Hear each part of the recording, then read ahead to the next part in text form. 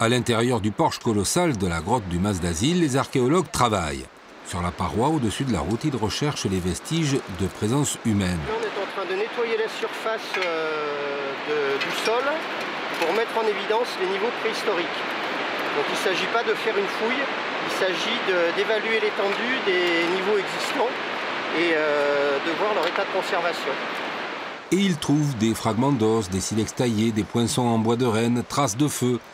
Les fouilles préventives, prescrites par le service régional d'archéologie, permettent pour l'instant d'étudier des strates méconnues.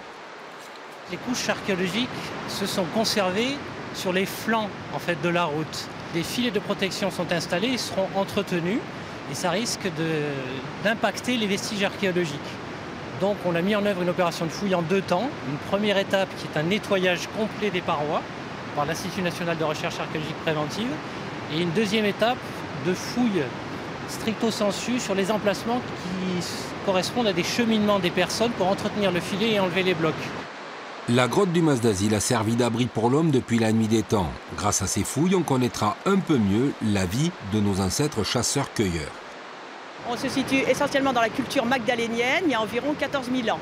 Donc ce sont des Homo sapiens sapiens, les hommes actuels. Et à l'époque, déjà, ils connaissaient le feu, différents moyens de cuisson, ils chassaient et ils avaient la capacité, effectivement, d'installer des habitats déjà assez élaborés. Les travaux et la fermeture de la route se poursuivront jusqu'au 6 décembre.